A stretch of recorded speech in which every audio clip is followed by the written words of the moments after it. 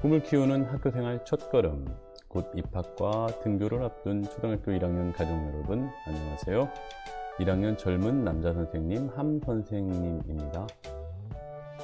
아이들에게 있어서 초등학교에 입학한다는 것은 경험해보지 못한 더 큰 사회로의 첫걸음입니다. 유치원에 비해 달라진 학교라는 더 큰 조직은 내가 하고 싶은 대로 할 수 없는 것이 많고, 빡빡하게 짜여진 일과 시간대로 척척 움직여야 하는, 어찌 보면 긴장되고 답답한 생활일지도 모릅니다. 하지만 학교 생활을 통해서 규칙을 지키고 나 아닌 다른 사람과 함께하는 것을 배워야 하는 시기이기 때문에 아이들과 우리 어른들은 이런 변화를 감내해야 합니다. 이렇게 갓 입학 후 긴장된 생활이 시작되다 보면 예상치도 못했던 부분에서 실수가 벌어지기도 합니다.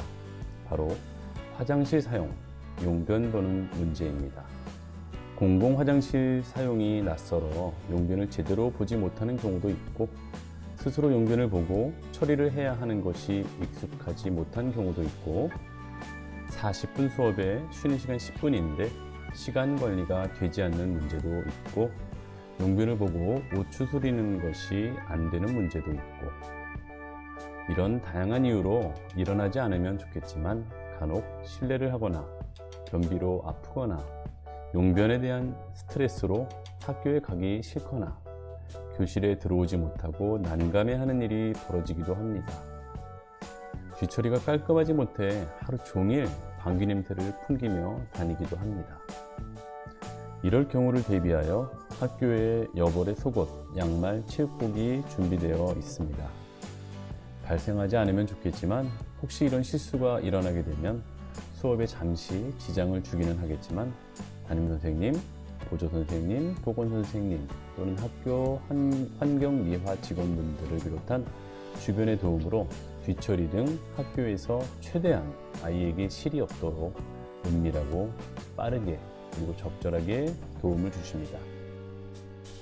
부모님 입장에서 어른의 관점으로 이런 일이 일어났다고 상상해 보면 다소 끔찍하기는 합니다. 그리고 내 아이가 얼마나 곤란했을까, 혹시 맘 상하지는 않았을까, 놀림이라도 받는 거 아닌가, 이런 걱정과 불안이 있으실 겁니다. 그런데 좀 마음을 놓으셔도 되는 부분이, 이런 일이 벌어진다고 해서 과거 저희 어렸을 때처럼 심한 놀림거리가 되지는 않습니다. 왠지는 모르겠는데요, 요즘 이 시기의 아이들은 이런 실수를 그럴 수도 있다고 생각하는 것 같습니다. 제가 처음으로 1학년 담임을 했을 때도 이런 일이 벌어졌었겠죠? 당황함 속에서 아이가 상처받거나 놀림을 받지 않을까를 최우선의 염두에 두고 상황을 처리하고 온갖 핑계로 관심을 돌리려고 노력했었습니다. 그런데 신기하게도 아이들이 놀린다거나 당사자 아이가 크게 부끄러워하거나 그러지 않더라고요. 또 한 번은 체험학습 버스 안에서 급 복통으로 자동차 전용도로 길가 풀숲에서 저와 그 아이 둘이 일을 처리하는 일도 있었었는데, 아이들은 그럴 수도 있다고 생각했는지 그 후 놀림이나 문제가 되지도 않았습니다. 제 경험으로 요즘도 매년 이런 일이 한 해 두세 번은 일어나고, 그때마다 놀림과 상처의 문제가 되지는 않습니다. 그러니 너무 큰 걱정은 하지 않으셔도 되겠습니다. 있을 수도 있는 일이니까요. 어른의 불안과 걱정이 꼭 아이들에게도 그렇게 나타나지는 않는다는 겁니다.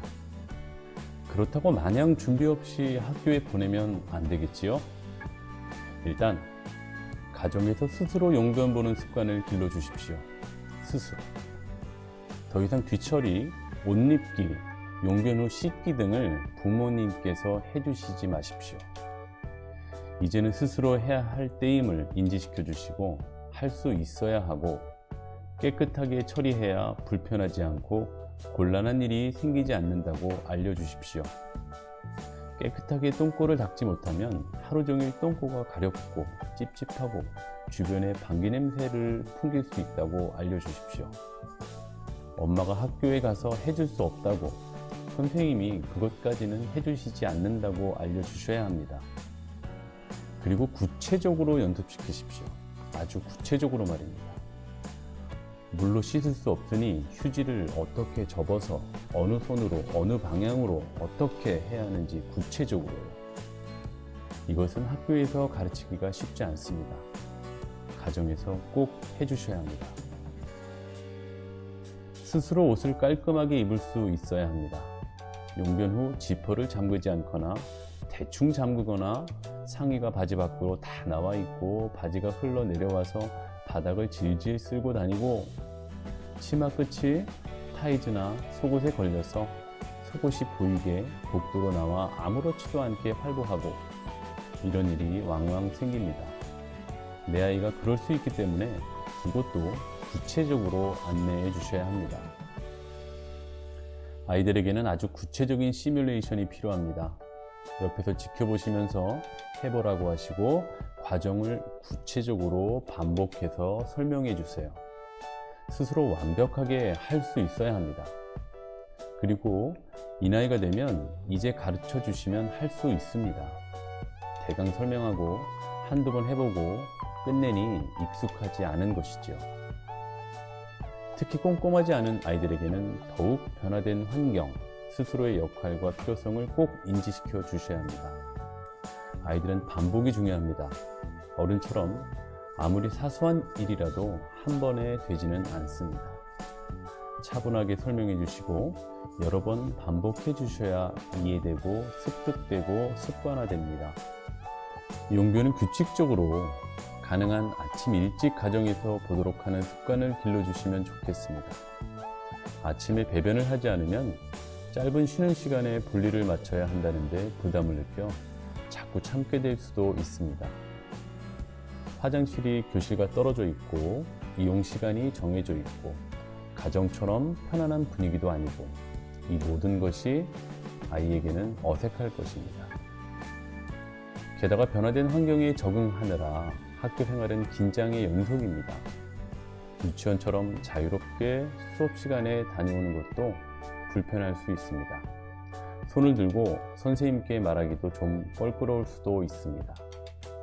물론 1학년 초기에는 선생님들께서 수업 시간에 용변이 급한 어린이들은 편안하게 손들고 다녀오라고 하십니다. 선생님들께서 마냥 혼내시지도 않습니다.